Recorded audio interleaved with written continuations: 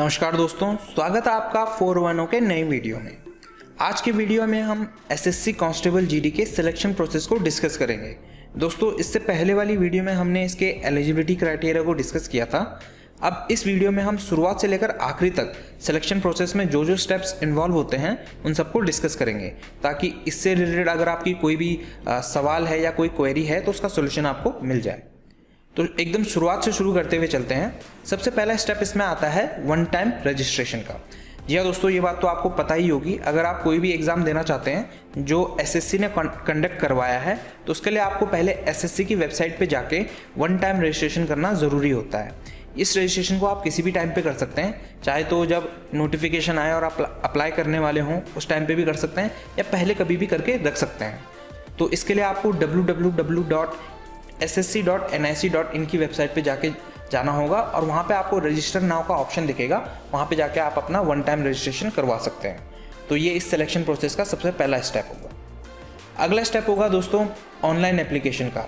जैसे ही आपको constable GD की रिक्रूटमेंट की नोटिफिकेशन मिलता है का पता चलता है तो आप सीधे जाके ऑनलाइन अप्लाई कर सकते हैं। इसके लिए आपको एसएससी की वेबसाइट पे जाना होगा और अप्लाई के ऑप्शन पे जाके जीडी कांस्टेबल के ऑप्शन पे जाके अप्लाई कर सकते हैं। अगर आपने वन टाइम रजिस्ट्रेशन कर रखा है तो आप सीधा अप्लाई कर सकते हैं लॉगिन करके। अगर आपने वन टाइम रजिस्ट्रेशन नहीं कर रखा है तो पहले आपको वन टाइम रजिस्ट्रेशन करना होगा, उसके बाद ही आप अप्लाई कर सकेंगे। दोस्तों, एक बात का विशेष ध्यान रखें कि एक बार जो आपने एप्लीकेशन में डिटेल भर दी उन्हें आप चेंज नहीं कर सकते हैं। तो डिटेल भरते समय 2-3 बार जरूर चेक करें और इस बात का एकदम श्योरिटी ले लें कि आपने जो भी डिटेल भरी है वो सही भरी है। क्योंकि अगर आगे जाके आप सेलेक्ट हो जाते हैं, आपकी एप्लीकेशन अप्रूव हो जाती है और आप सेलेक्ट हो जाते हैं, तो अगर गलती होगी तो वहाँ पे आपको रिजेक्ट उस कारण से किया जा सकता है। तो इस बात का विशेष ध्यान रखें। इसके बाद तीसरा स्टेप आता है एडमिट कार्ड फॉर CBE यानी कंप्यूटर बेस्ड एग्जामिनेशन के लिए एडमिट कार्ड। दोस्तों, जैसे कि आपको पता ही है कि किसी भी एग्ज़ाम में जाने से पहले आपको एडमिट कार्ड की ज़रूरत पड़ती ही है। तो इस एग्ज़ाम में भी ऐसा ही होगा।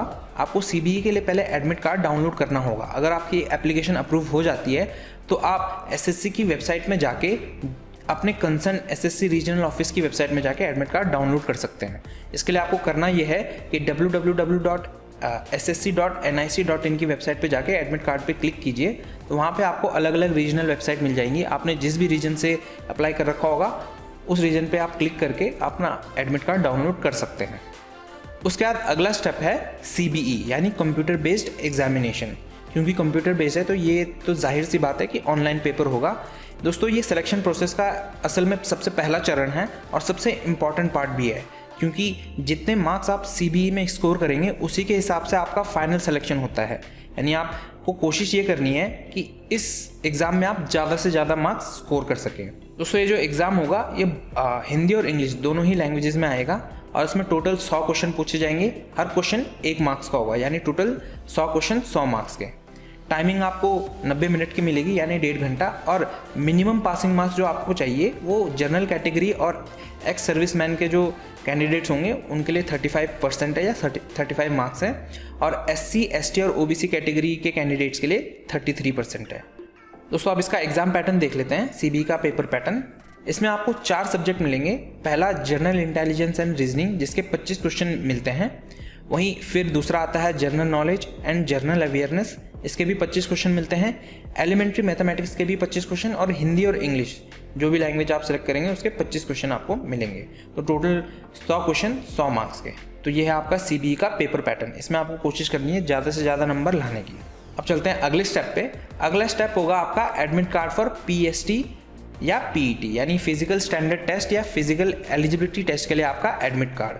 अगर आप सेलेक्ट हो जाते हैं CBE में, अगर आप क्वालिफाई कर जाते हैं तो फिर से आपको PST और PET यानी अगले चरण जो हैं सिलेक्शन प्रोसेस के, उनके लिए आपको एडमिट कार्ड डाउनलोड करना ज़रूरी है। वो आपको मिल जाएगा crpf.gov.in की ऑफिशियल वेबसाइट, यानी ये जो CRPF की ऑफिशियल वेबसाइट है, यहाँ पे जाके आप अपना एडमिट कार्ड डाउनलोड कर सकते हैं PST और PET के लिए।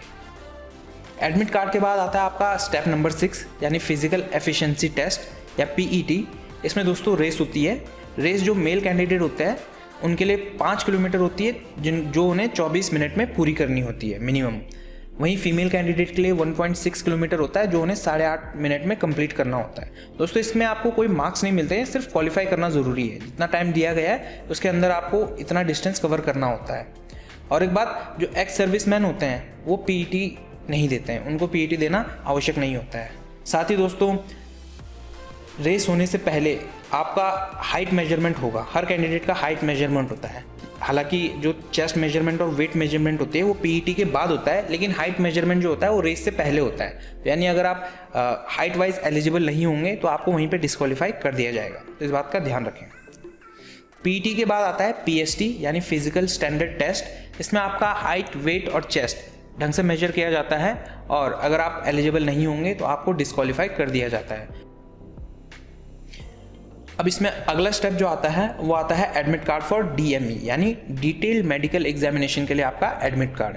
जैसे आपने पीईटी और पीएसटी के लिए एडमिट कार्ड डाउनलोड किया था crpf.gov.in की वेबसाइट से, वैसे ही अगर आप सेलेक्ट हो जाते हैं तो आपको डीएमई के लिए एडमिट कार्ड यहीं से मिलेगा, यानी crpf.gov.in की वेबसाइट से आपको एडमिट कार्ड यहाँ से डाउनलोड करना होगा। एडमिट कार्ड डाउनलोड करने के बाद आता है डिटेल मेडिकल एग्जामिनेशन। दोस्तों आपको इसके लिए बुलाया जाएगा, जिस भी जगह बुलाया जाएगा वहाँ आपका पूरी तरीके से मेडिकल चेकअप होगा।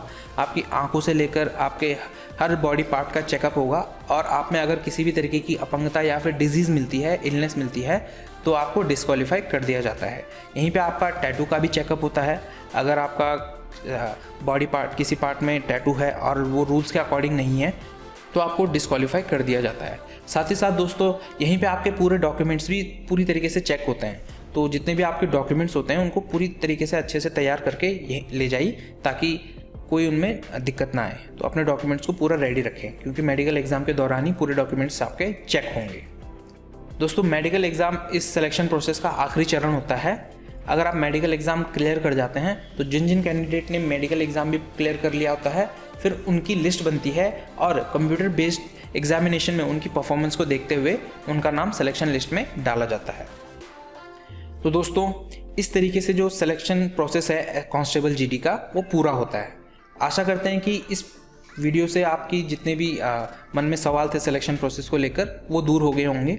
अगर अब भी आपके दिमाग में कोई सवाल है तो आप हमारी वेबसाइट www.forono.com पर जाकर पूछ सकते हैं, या इस वीडियो के नीचे कमेंट में भी पूछ सकते हैं। हम जल्दी से जल्दी आपकी क्वेरीज का जवाब देने की कोशिश करेंगे। अगर वीडियो पसंद आया हो तो लाइक, सब्सक्राइब और कमेंट ज़रूर करें। जय हिंद, जय भारत।